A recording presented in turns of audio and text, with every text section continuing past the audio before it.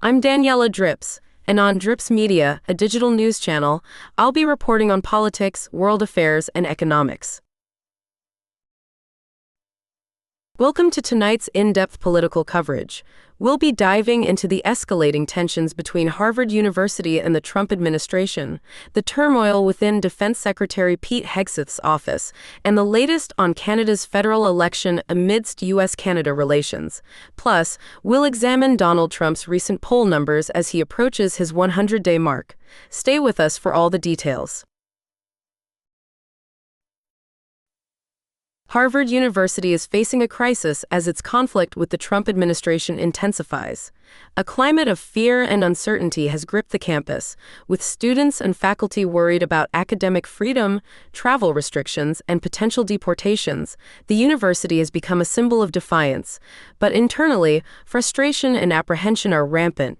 Faculty members are using encrypted communication, and international students are taking precautions against ICE. Concerns are growing that Harvard's values are at risk, leading to town halls, potential layoffs, and students seeking mental health leave.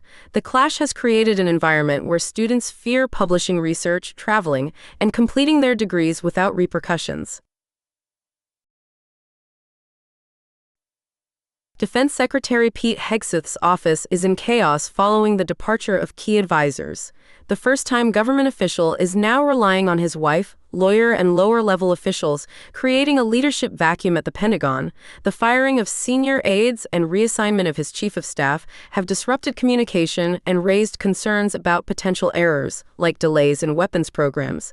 The rapid turnover has left Hegseth without trusted staff familiar with Washington, fueling speculation about his job security.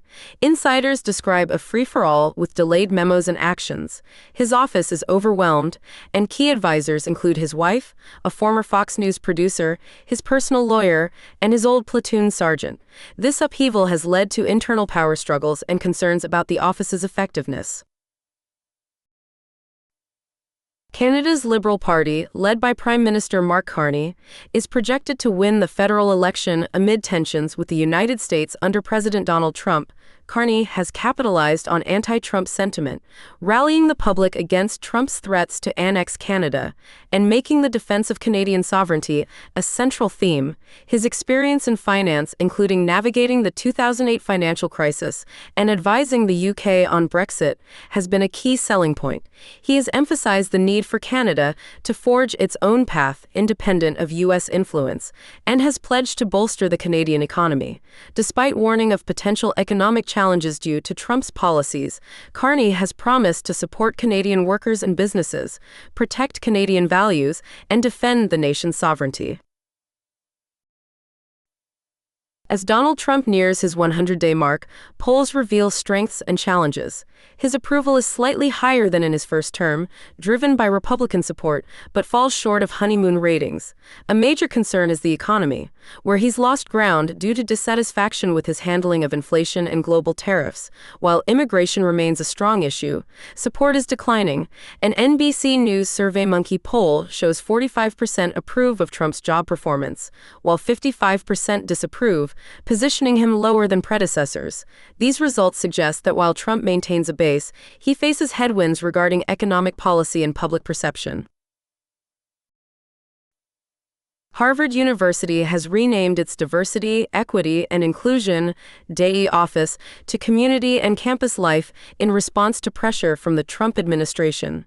This change comes amid a battle over federal funding, with the administration seeking to eliminate DEI practices it deems discriminatory.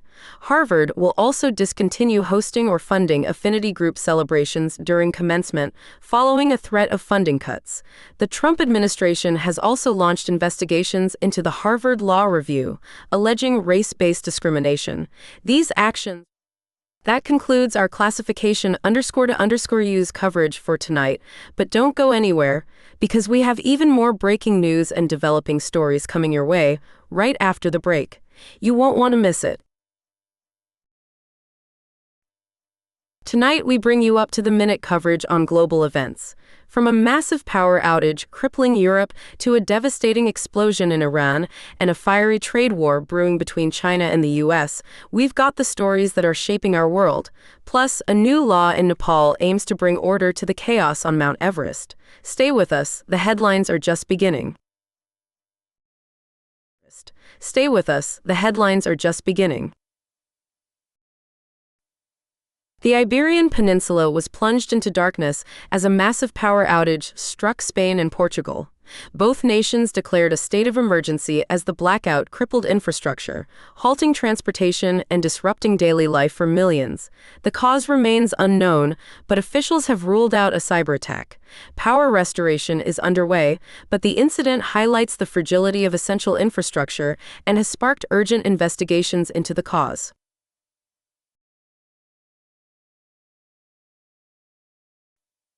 Tragedy struck Iran's port of Bandar Abbas as a massive explosion claimed at least 70 lives and left over 1,000 injured.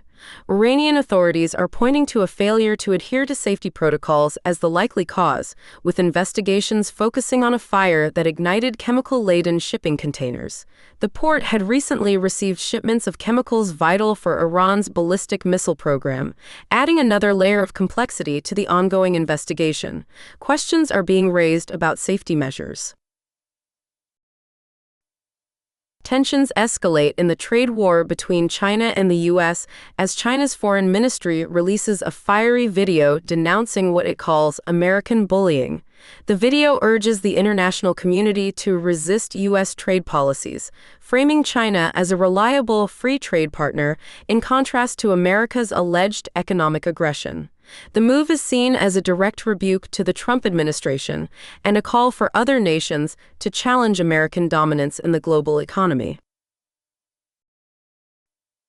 In an effort to curb overcrowding and improve safety on Mount Everest, Nepal is implementing a new law restricting permits to only those climbers with prior experience scaling at least one of Nepal's 7,000-meter peaks.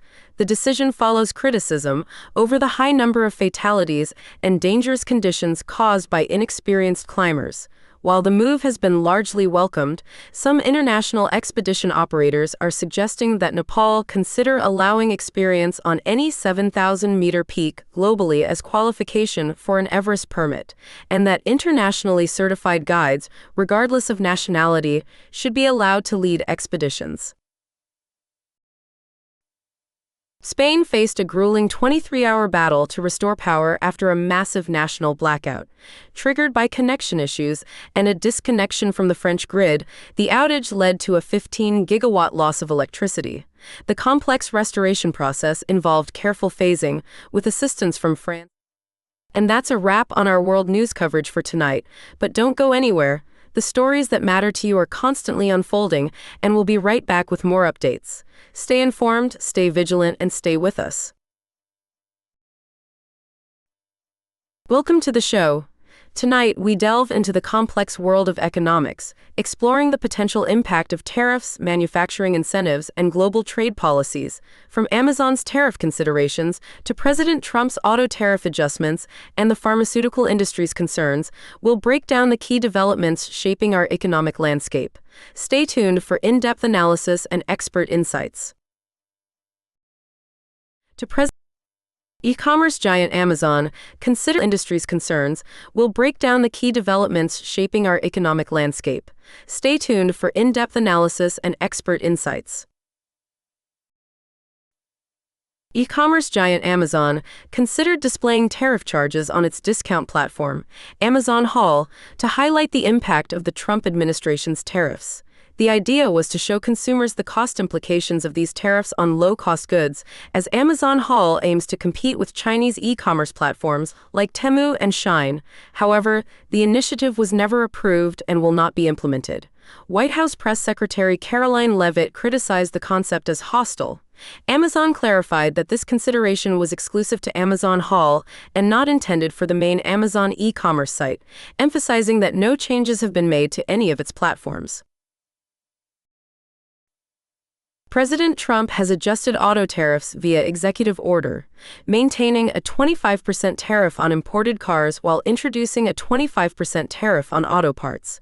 To soften the blow, reimbursements for domestic car producers importing parts will be available, starting at 3.75% of the value of domestically produced cars, decreasing over time.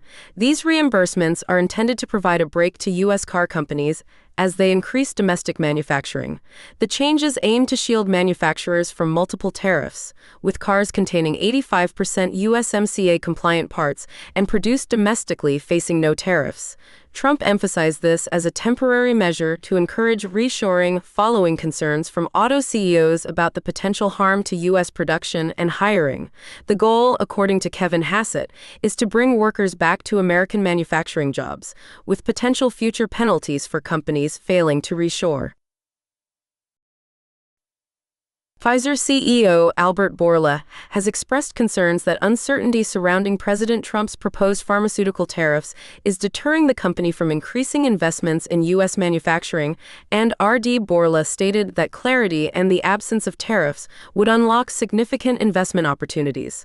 While acknowledging the impact of the global minimum tax of 15% on decisions to move manufacturing overseas, he believes the U.S. needs additional incentives or tariff clarity to become a more attractive investment destination. Bourla also noted Trump's interest in reducing the tax regime for locally produced goods as a potential incentive for U.S. manufacturing. Despite the evolving trade policy, Pfizer has not adjusted its full-year outlook. A report commissioned by PHRMA and reviewed by Reuters indicates that a 25% U.S. tariff on pharmaceutical imports could significantly increase drug costs in the United States, potentially rising by nearly $51 billion annually, or up to 12.9%. The U.S. imported $203 billion in pharmaceutical products in 2023, mainly from Europe. PHRMA argues that such tariffs would hinder efforts to bolster domestic manufacturing, a key objective of President Trump. Pharmaceutical products have historically been exempted from trade wars due to concerns about negative consequences, but Trump has repeatedly threatened a 25% tariff on pharmaceutical imports. Japan's factory output declined last month by 1.1%, signaling a potential slowdown for manufacturers amid uncertainties surrounding U.S. trade policies, particularly tariffs on steel, aluminum, and potentially autos. Economists suggest these tariffs may further weaken factory output, with no immediate signs of manufacturers boosting the economy. The Bank of Japan is expected to maintain its policy as it assesses the impact of the tariffs. Some analysts believe manufacturers are scaling back output in response to the tariffs. That concludes our special report, but the news never stops. Stay with us as we bring you up-to-date coverage on all the developing stories from around the globe. Thanks for following Drips Media.